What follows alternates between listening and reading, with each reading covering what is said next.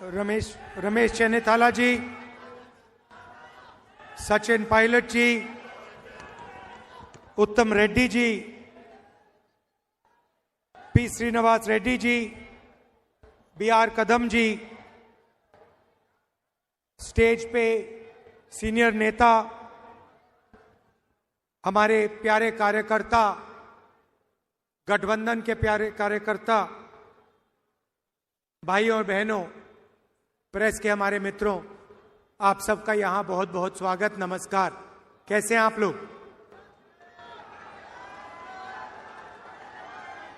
कांग्रेस के कार्यकर्ताओं का मूड कैसा है? सुनाई नहीं दे रहा भाई? ठीक है बब्बर शेर?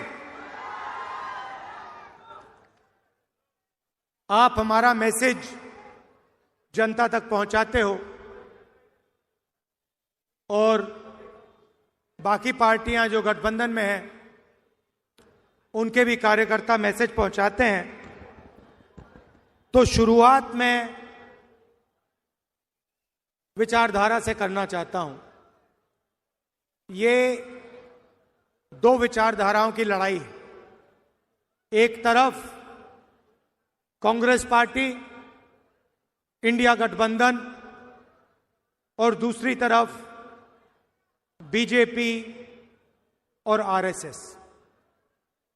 लड़ाई संविधान की है। अब मैंने सुना कुछ दिन पहले प्रधानमंत्री ने कहा कि ये जो संविधान मैं अपने हाथों में पकड़ता हूं ये खाली है। तो मैं उनको कहना चाहता हूं, नरेंद्र मोदी जी, आप इस संविधान को समझे नहीं हो। इस संविधान में सिर्फ हिंदुस्तान की आवाज नहीं है, इस संविधान में अंबेडकर जी, गांधी जी, फूले जी, बिरसा मुंडा जी, नारायण गुरु जी, बसवना जी, बुद्ध भगवान जी, इन सब की आवाज है। और इसको आप खाली इसलिए कहते हो क्योंकि आपने अपनी जिंदगी में यह किताब कभी नहीं पढ़ी है। क्योंकि अगर आपने ये किताब पढ़ी होती तो जो आप करते हो आप कभी नहीं करते। भाइयों और बहनों, ये नई किताब नहीं है। इसके अंदर जो सोच है वो हजारों साल पुरानी सोच है। और कहा जा सकता है कि हिंदुस्तान का इतिहास, हिंदुस्तान की हिस्ट्री, हिंदुस्तान की जनता की आत्मा इस किताब में है। और कांग्रेस पार्टी इस किताब की रक्षा कर रही है। हम सब मिलकर, हमारे कार्यकर्ता इस किताब की रक्षा करते हैं। और बीजेपी के लोग, आरएसएस के लोग सामने से नहीं कह सकते, मगर छुपकर बंद कमरों में अंबेडकर जी के संविधान को खत्म करने की कोशिश करते हैं। सामने नहीं आ सकते, क्योंकि जिस दिन उन्होंने सामने कह दिया कि हमारे संगठन का लक्ष्य संविधान को नष्ट करने का है, खत्म करने का है, उसी दिन हिंदुस्तान की जनता एक साथ उनके खिलाफ खड़ी हो जाएगी। तो ये छुप कर ये काम करते हैं। देखिए, कॉन्स्टिट्यूशन से हिंदुस्तान की संस्थाएं निकलती हैं, बनती हैं। चाहे वो हमारा शिक्षा का सिस्टम हो, स्वास्थ्य का सिस्टम हो, सारा का सारा इसी किताब से बनता है। महाराष्ट्र में पैसा आता है, आप जीएसटी देते हो, वो बढ़ता है। ये किताब करवाती है। विकास होता है, दलितों की रक्षा होती है, महिलाओं की रक्षा होती है, यह किताब करती है। और अगर गरीब लोगों को फायदा हुआ है, मनरेगा हो, भोजन का अधिकार हो, हरी क्रांति हो, सफेद क्रांति हो, इस किताब के बिना नहीं हो सकती थी। आप जानते हो इस देश में इस किताब से पहले क्या होता था। वोट मिलता है आपको, ये जो चुनाव हो रहा है इसी किताब के कारण हो रहा है। नरेंद्र मोदी जी ने 25 लोगों के 16 लाख करोड़ रुपए कर्जा माफ किया है। 25 लोगों का। हिंदुस्तान के सबसे अमीर लोग हैं, उनका 16 लाख करोड़ रुपया कर्जा माफ किया है। इस किताब में कहीं नहीं लिखा, इस किताब में कहीं नहीं लिखा कि 25 लोगों का 16 लाख करोड़ रुपया कर्जा माफ होना चाहिए और किसानों का, मजदूरों का, गरीबों का 1 रुपया नहीं माफ होना चाहिए। कहीं नहीं लिखा इसमें। आपकी सरकार छीनी गई, चोरी की गई। किसने चोरी की? आप क्या सोचते हो? नरेंद्र मोदी जी का उसमें हाथ नहीं था क्या? उनके नेता ने अभी बोला है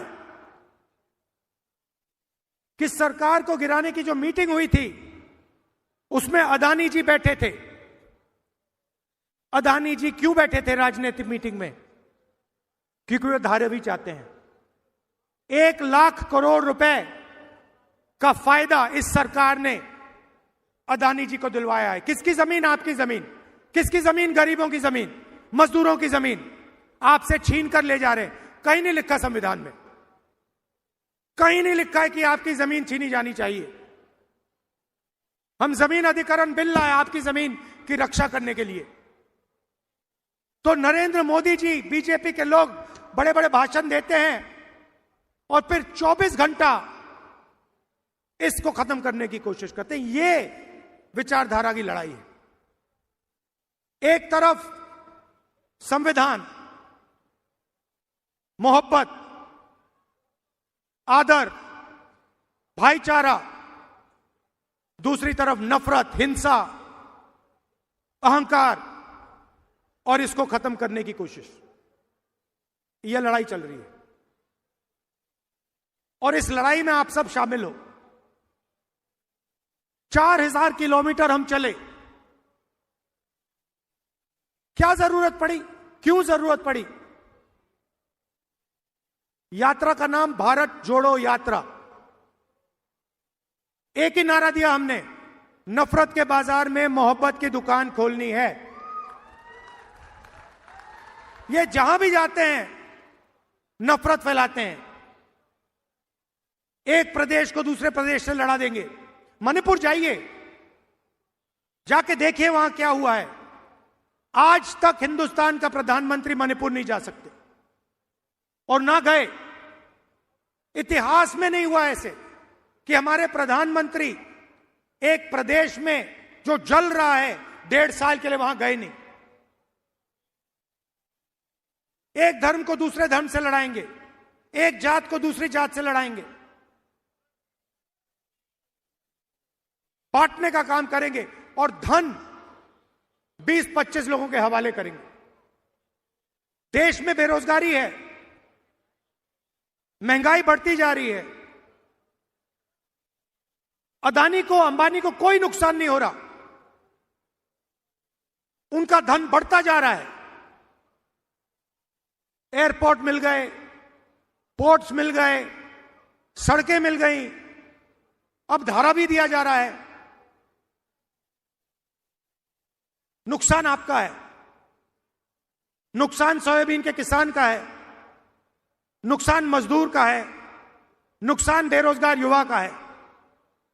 और आप लोग देखते रहते हो आपके आंखों के सामने हो रहा है और आप देखते रहते हो। धारावी आपकी आंखों के सामने छीनी जा रही है। 1,00,000 करोड़ रुपए, 70,000 करोड़ रुपए में हमने हिंदुस्तान के हर एक किसान का कर्जा माफ कर दिया था। 70,000 करोड़ रुपए में हिंदुस्तान के हर किसान का कर्जा माफ कर दिया। उतना पैसा अदानी को सिर्फ मुंबई में दिया जा रहा है।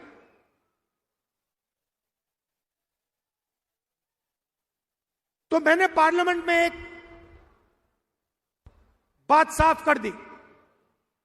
मैंने सवाल पूछा नरेंद्र मोदी से, नरेंद्र मोदी जी, आप जाति जनगणना क्यों नहीं कराना चाहते हो? पार्लियामेंट में उनके सामने पूछा मैंने। और आज मैं थोड़ा सा आपको जाति जनगणना के बारे में समझाना चाहता हूं। भाइयों और बहनों, देश में 15% दलित आबादी है, 8% आदिवासी हैं, 50% कम से कम पिछड़ा वर्ग है और 15% माइनॉरिटी है। कितना होता है? कितना बनता है? 15, 8, 50 और 15 कितना हुआ? कितना हुआ? ठीक है, यह है आपकी आबादी। अच्छा, सचमुच में पिछड़े कितने हैं किसी को नहीं मालूम। हम कहते हैं कि तकरीबन 50% है, मगर सच्चाई किसी को नहीं मालूम। ये हमारे मीडिया के मित्र हैं, इनको मैं मित्र कहता हूं, कहना पड़ता है। ये हमारे मित्र नहीं हैं, ये मोदी जी के मित्र हैं। आप मुझे एक बात बताओ, शाम को डिस्कशन चलेगा, देखिए मुस्कुरा रहे हैं, कह रहे हैं राहुल गांधी ने सही बात बोल दी। इनकी गलती नहीं है, इनको बेचारों को सैलरी लेनी है। तो इनका डिस्कशन होता है शाम को, बातचीत चलेगी, एंकर बोलेंगे राहुल गांधी ने ये बोला, नरेंद्र मोदी की फोटो दिखाएंगे। मैं आपसे पूछना चाहता हूं, ये जो सारे के सारे एंकर्स हैं, बड़े बड़े पत्रकार हैं, इनमें कोई पिछड़े वर्ग का है? कोई दलित है? कोई आदिवासी है? बड़ी बड़ी कंपनियों की लिस्ट निकालो आप, अदानी की कंपनी की लिस्ट निकालो, उनके सीनियर मैनेजर्स की लिस्ट निकालो, 200 सबसे बड़ी कंपनियों के मालिकों के नाम लो। मैंने किया है। और नाम में मुझे एक पिछड़े वर्ग का व्यक्ति दिखा दो, लिस्ट में एक पिछड़े वर्ग का व्यक्ति का नाम दिखा दो, एक दलित का नाम दिखा दो, एक आदिवासी का नाम दिखा दो। है ही नहीं। ना मीडिया में हो आप, ना कॉर्पोरेट इंडिया में हो, ना प्राइवेट अस्पताल आपके, ना प्राइवेट यूनिवर्सिटी कॉलेजेस आपके, ब्यूरोक्रेसी में आपके कोई नहीं। 90 लोग हिंदुस्तान का बजट बांटते हैं, आईएएस अफसर हैं। मैंने उनकी लिस्ट निकाली। मैंने कहा देखता हूं भैया इनमें से कितने दलित, कितने आदिवासी, कितने पिछड़े। ये हिंदुस्तान का पूरा बजट बांटते हैं। जो आप पैसा जीएसटी में देते हो, जेब से निकालकर शर्ट खरीदते हो जीएसटी, पैंट खरीदते हो जीएसटी, मोबाइल फोन खरीदा जीएसटी। जितनी जीएसटी अदानी देता है उतनी आप देते हो। अगर आप शर्ट में 18% देते हो तो अदानी भी 18% देता है। वो अरबपति है, मगर जीएसटी एक ही देते हो। वो पैसा जाता है हिंदुस्तान की सरकार के पास, बंटता है। कौन बांटते हैं? मक्खन कौन बांटते हैं? 90 अफसर बांटते हैं। भाई और बहनों, मैंने लिस्ट निकाली। 90 में से ओबीसी कितने, दलित कितने, आदिवासी कितने, मैं बताता हूं। 90 में से एक आदिवासी है। और अगर 100 रुपए बंटते हैं बजट में, तो आदिवासी अफसर 10 पैसे बांटते हैं। 8% आबादी, 100 रुपए में से 10 पैसे भागीदारी। दलित है 15%, भागीदारी होनी चाहिए 15%। बजट बढ़ता है, दलित अफसर 3 हैं, 100 रुपए में से 1 रुपया उनका, दलित अफसर 100 रुपए में से 1 रुपया बांटता है। आबादी 15%, भागीदारी होनी चाहिए 15%, 100 रुपए में से 1 रुपया, 1%। और हमारे पिछड़े भाई जो हैं 50% उनकी आबादी है, पता नहीं शायद 50 है, 55 हो, 60 भी हो सकती है। उनके 3 अफसर बैठा रखे हैं, और जिनकी 50% आबादी है, 50% आबादी है, 100 रुपए में से 5 रुपए उनके, 100 रुपए में से 5 रुपए उनके। आबादी 50% से कम नहीं है, भागीदारी 500 में से। तो अगर आप दलितों, आदिवासियों, पिछड़ों को जोड़ दें तो 100 रुपए में से 6 रुपए 10 पैसे आपके। बात समझिए, आबादी आपकी 90%, भागीदारी आपकी 100 रुपए में से 6 रुपए 10 पैसे। और सारा का सारा पैसा, सारा का सारा फायदा उन्हीं 15-20 लोगों को जाता है, आपके जेब से निकलता है, आपको शायद पता भी नहीं लगता। किसान खेती करता है, खून पसीना दे देता है, फिर जाकर बच्चे के लिए टी शर्ट खरीदता है। शायद उसे यह भी नहीं मालूम कि जितना टैक्स वो दे रहा है उतना ही टैक्स अदानी उसी टी शर्ट के लिए अपने बच्चे को अगर खरीदता, अपने बच्चे के लिए खरीदता, तो उतना ही टैक्स वो दे रहा है। वो अरबपति है, उसके लाखों करोड़ रुपए माफ हो रहे हैं, उसको धारा भी दी जा रही है, मगर टी शर्ट खरीदेगा अपने बच्चे के लिए तो जितना टैक्स हिंदुस्तान का सबसे गरीब किसान देगा उतनी टैक्स वो देगा। क्या मतलब है इसका? कहीं नहीं लिखा इसमें। इसमें लिखा है सब समान है। इसमें लिखा है कि अगर अरबपतियों का कर्जा माफ होगा तो किसानों का भी कर्जा माफ होना चाहिए।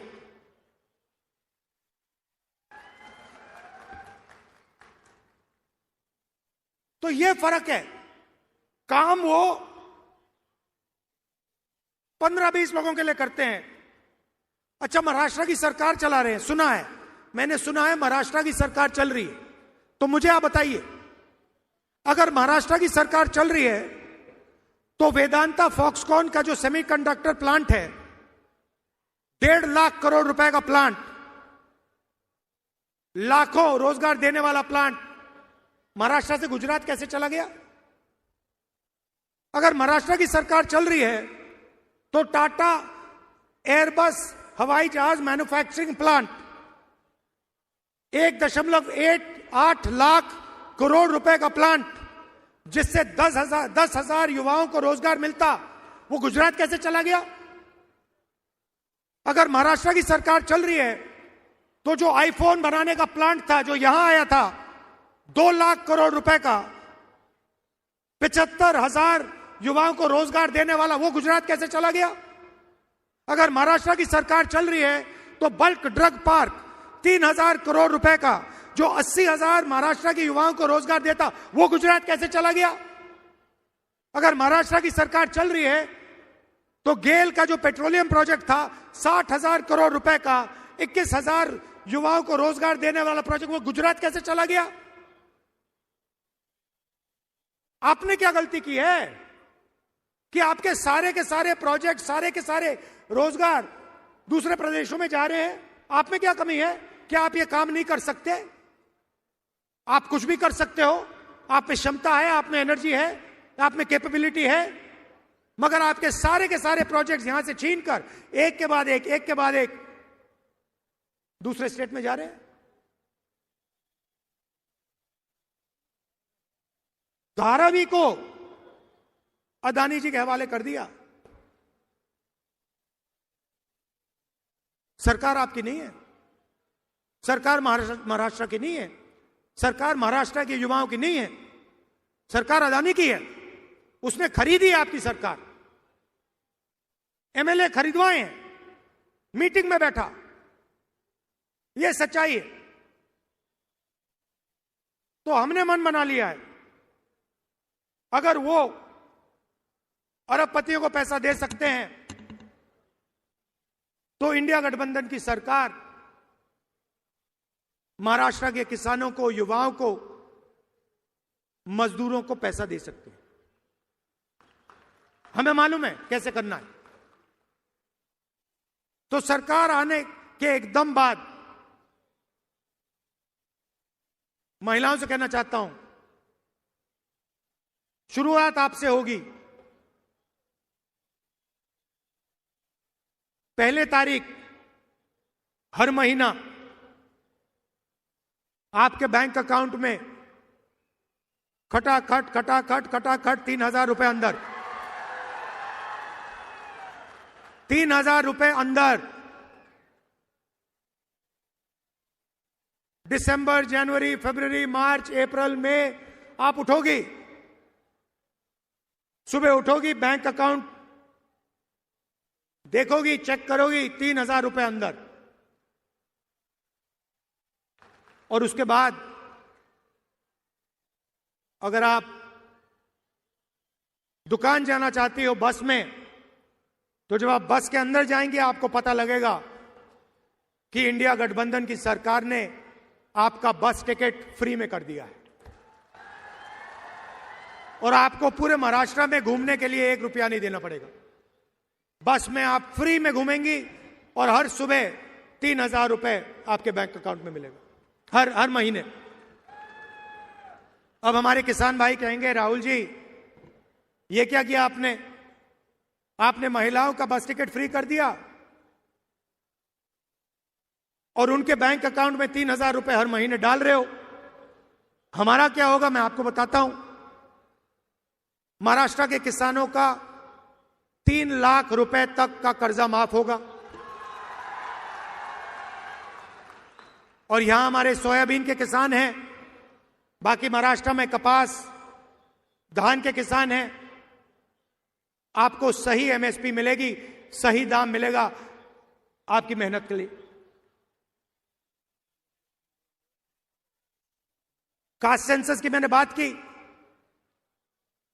जाति जनगणना से यह पता लग जाएगा दलित कितने, आदिवासी कितने, पिछड़े कितने, भागीदारी कितनी है पता लग जाएगी। हर संस्था में हम पता लगाएंगे दलित कितने, आदिवासी कितने, पिछड़े कितने, और आपको पता लग जाएगा आपकी भागीदारी कितनी है। पार्लियामेंट में मैंने साफ बोल दिया, महाराष्ट्र में भी कराएंगे। पार्लियामेंट में नेशनल सेंसस कराएंगे, कास्ट सेंसस। मैंने मोदी जी के सामने बोला, मोदी जी अगर आप नहीं करोगे तो हम जाति जनगणना लोकसभा में, राज्यसभा में करा के दिखाएंगे। और ये जो 50% की दीवार बना रखी है कि रिजर्वेशन 50% से ज्यादा नहीं होगा, इस दीवार को भी लोकसभा में, राज्यसभा में कांग्रेस पार्टी, इंडिया गठबंधन तोड़ के परे करेगी। कैसे नहीं होगा 50% से ज्यादा रिजर्वेशन? हम करवा के दिखाएंगे 50% से ज्यादा रिजर्वेशन। आपकी आबादी 90% है,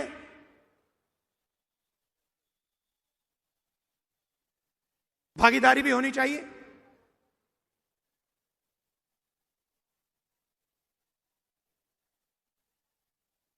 गरीब लोगों को सबसे ज्यादा कष्ट स्वास्थ्य के कारण होता है। चोट लग जाती है, दिल का दौरा हो जाता है, किसी को कैंसर हो जाता है, किडनी की बीमारी हो जाती है, लिवर की बीमारी हो जाती है। आप प्राइवेट अस्पताल में जाते हो, वही 20-25 अरबपतियों के प्राइवेट अस्पताल में आपसे लाखों रुपए लिया जाता है। टेस्ट होते हैं, एमआरआई होता है,